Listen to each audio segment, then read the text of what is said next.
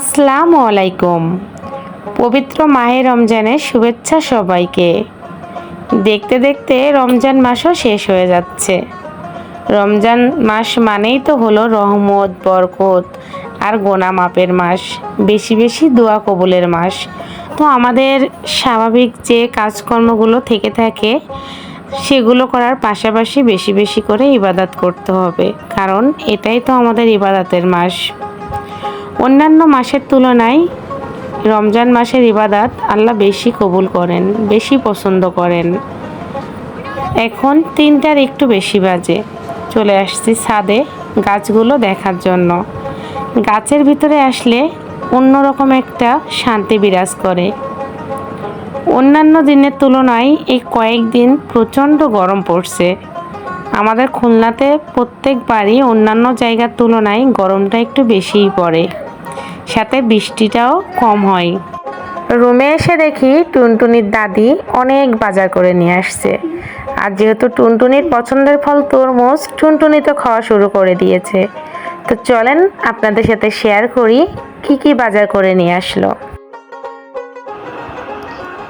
এই তো এখানে আছে তরমুজ, আর আছে মিষ্টি দই, এটা আমরা চিড়ার সাথে খাই। আছে মিষ্টি, আমাদের ফুলবাড়ি গেটের মুসলিম মিষ্টিঘরের মিষ্টিগুলো খেতে মাশাআল্লাহ অনেক মজা। তরমুজের কালারটা দেখে মনে হচ্ছে মিষ্টি হতে পারে, তো হ্যাঁ, যেহেতু খাওয়ার পরে ভয়েস দিচ্ছি, খেতে মাশাআল্লাহ মিষ্টি হয়েছিল। তো এখানে আছে আমার শাশুড়ি মায়ের জন্য একটা জিনিস, এটা আপনাদের সাথে শেয়ার করব। আগে আমাদেরগুলো দেখাই। এখানে আছে টুনটুনির বাবার পছন্দের হালিম, এখানে আছে খেজুর,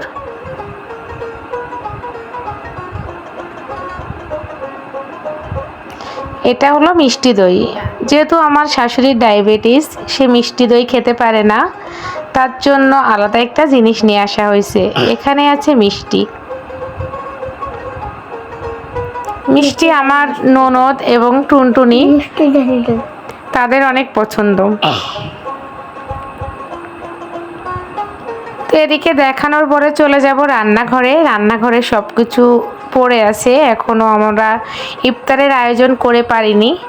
তো এখানে আছে মচমচে গরম গরম জিলাপি। অন্যান্য দেশে রমজান মাস আসার সাথে সাথে দ্রব্যমূল্যের দাম কমে যায়, আর আমাদের দেশে রমজান মাস আসার সাথে সাথে দ্রব্যমূল্যের দাম দ্বিগুণ বেড়ে যায়।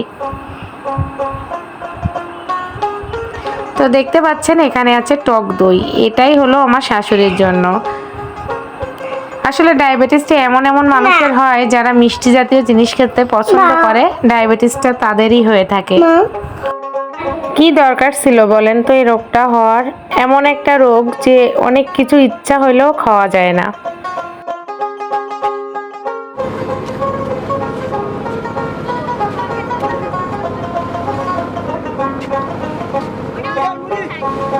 রমজান মাসে সময়ের সাথে পেরে ওঠা যায় না, একা হাতে সবটা সামলানো একটু কঠিন হয়ে যায়।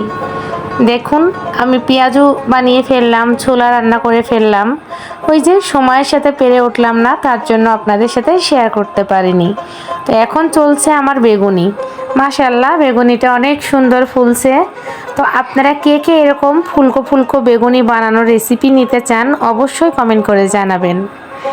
আমাদের বাসায় আমরা সবাই ইফতারের শুরুতেই খাই দই, চিড়া, দুধ, এগুলো, নারিকেল। ভাজা পোড়াটা ফার্স্টেই খায় না, তাছাড়া ভাজা পোড়াটা আমার শ্বশুর শাশুড়ি পছন্দও করে না। আর ইফতারের শুরুতে ভাজা পোড়াটা অ্যাভয়েড করাই ঠিক। সারাদিন রোজা রেখে ইফতারিতে চিড়া, দই, কলা এগুলো খেলে পেটটা ঠান্ডা থাকে। ভাজা পোড়াটা ইফতারের পরে খাওয়াটাই বেটার। না বানালেও হয়, তারপরেও যেহেতু ইফতার, রমজান মাস 30টা দিনেরই তো ব্যাপার, টেবিল ভর্তি ইফতার থাকলে বলেন দেখেও কিন্তু অনেক শান্তি লাগে। তো আমার মতো কে কে আছেন আপনারা যে না খাইলেও টেবিলে সাজিয়ে রাখতে পছন্দ করেন? তো বেগুনি হয়ে গেলে শুরু করে দেব আমাদের সেহরি রান্না বান্না।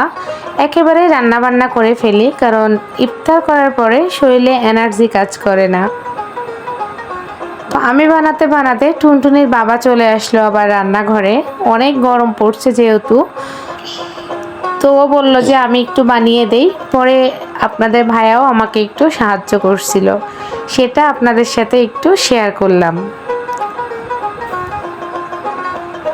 ওয়েদারের কারণে বড়দের পাশাপাশি ছোটরাও কিন্তু অনেক বিরক্ত হয়ে যাচ্ছে, অসুস্থ হয়ে পড়ছে। টুনটুনিরও সেম অবস্থা, একবার ঠান্ডা একবার গরমে টুনটুনির ঠান্ডা লেগে গেছে। সবাই টুনটুনির জন্য দোয়া করবেন। তো এখানে দেখুন আমার পেঁয়াজু, আরও আছে ছোলা রান্না, এখানে আছে বেগুনি, ওদিকে শসা কেটে নেব, খেজুরটা ধুয়ে নেব। শাশুড়ি অনেক অসুস্থ, সেজন্য এসব ক্ষেত্রে তাকে ডাকি না।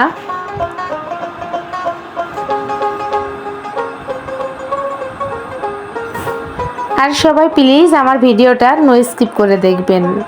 আর যারা ভিডিও দেখেন অথচ সাবস্ক্রাইব করেননি, তারা প্লিজ সাবস্ক্রাইব করে এই ছোট্ট পরিবারে মেম্বার হয়ে যাবেন। বাসায় টেবিল ভর্তি ইফতার, কিন্তু এই যে করতে পারলাম না, কারণ রিজিক তো আল্লাহ নির্ধারণ করে রাখে।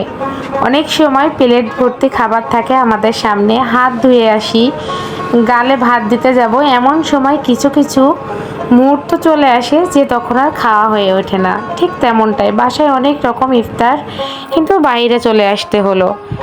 দেখতে পাচ্ছেন চারিদিকে অন্ধকার। আমি, আমার শাশুড়ি, টুনটুন আমরা চলে আসলাম যে কোনো একটা দরকারে, আর খাইতে পারলাম না। তো কি বলবো, আসলে খাবার কপালে না থাকলে তো কিছুই হয় না। সব প্রবলেম সব কিছু ইউটিউবে শেয়ার করা যায় না, কারণ তিলের থেকে তাল হয়। সেজন্য অনেক কিছুই এখানে স্কিপ করা উচিত, কারণ সংসার জীবনে অনেক কিছুই হবে, এটা মেনে নিতে হবে। মেয়েদের অনেক কিছু স্যাক্রিফাইস করা লাগে। তো বাইরে যে কাজটার জন্য আসছিলাম, কাজটা মিটে গেছে, আমরা বাসার দিকে যাব।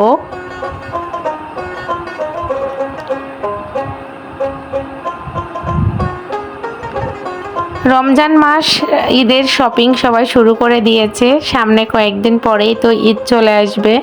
অনেক লোকজন মার্কেট প্লেসে, রাস্তাঘাটে। তাছাড়া গরমটা অনেক বেশি, বাইরেও গরম আছে, বাতাসটা খুব কম। অন্যান্য জায়গার তুলনায় আমাদের খুলনাতে বরাবরই গরমটা অনেক বেশি পড়ে। যাই হোক, সবাই ভালো থাকবেন, সুস্থ থাকবেন, আর আমাদের জন্য দোয়া করবেন।